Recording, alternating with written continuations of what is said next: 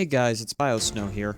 I'm finally here after a rather long hiatus, and it's safe to say that I will no longer be doing reaction videos. Simply, I didn't enjoy making them. I hate showing my face on camera if it isn't necessary, and the thought of having to make one every week single-handedly killed my zeal for making any videos. That said, I'm going to go back to the thing I enjoy doing, making theories and analyzing literally everything about this show. So to start out with, let's rewind a few weeks and take a look at Salems Henchman. I want to take a moment to analyze everything we know about them, and make a few predictions and theories about them. It's more or less going to be several of these going by in rapid fire succession. It isn't how I normally do things, but if any of these stick or get a lot of interest, I may do a full video about that topic alone. But that's enough rambling, let us begin! So when the episode first began, we saw all these people gathered around a table, and believe it or not, this table is the first point I want to discuss. If you count the number of chairs, you can see that they're not all filled, even after Salem takes her seat. You might say that these seats are for Emerald or Mercury, but I'd like to point out that they are standing, which illustrates their position in this relationship. In medieval times, servants did not sit with their masters, they stood and waited, doing whatever it was the master asked of them. In this context, you could say that Emerald and Mercury are the servants of Cinder,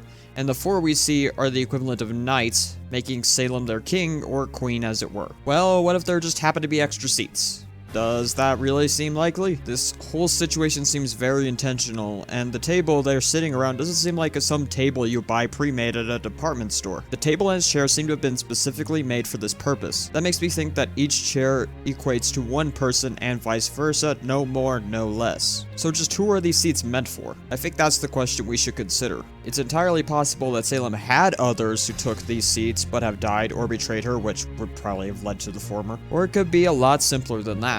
I think there are at least two others who work for Salem who hold the same power this bunch does, and just who they are, we'll have to wait and see. And speaking of these guys, there's a lot we can discuss in regards to the other three villains we were introduced to. Let's start with what I think they may refer to. As we know, most if not all of the characters in RWBY are references to something, either a historical person, a fairy tale, or something along those lines. So where do these three fit in? At first, I couldn't come up with much until this guy got a name. His name is Dr. Watts, which immediately made me think of Sherlock Holmes and his assistant, Watson. The way he dresses and speaks lines up with the time and setting of the original novels almost perfectly. But Watson was a good guy, so why would Watts be evil? At least, presumably evil. That made me remember Cinder's origins as Cinderella. There have been countless videos on how that adds up, so go check them out if you want to know more about that. The point is, in this instance, this is a pre-existing case of one of the characters in the show being reversed role from their inspiration. So it's not insane to say that Watts is a dark, evil version of Watson from Sherlock Holmes. In fact, maybe all of the villains introduced follow this trend. That gave me a clue of who this guy might be. Hazel hardly speaks, and we so far know very little about him. But taking what we already discussed, I can speculate on just who he might be based on. His name, Hazel, suggests not only a color, but also brings to mind the two colors that form it, green and brown. In my mind, it suggests a forest.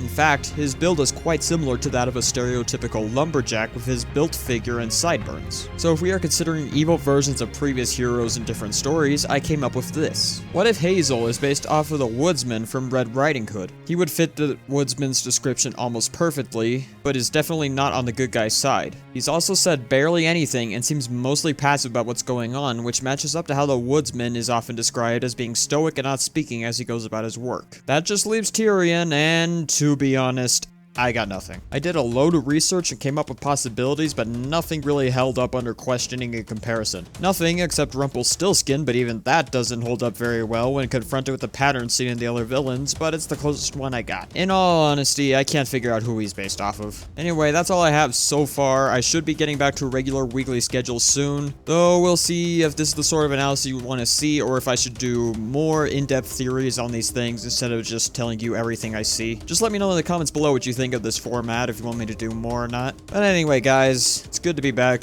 This has been Biosnow, and until next time, run well, my friends. See ya.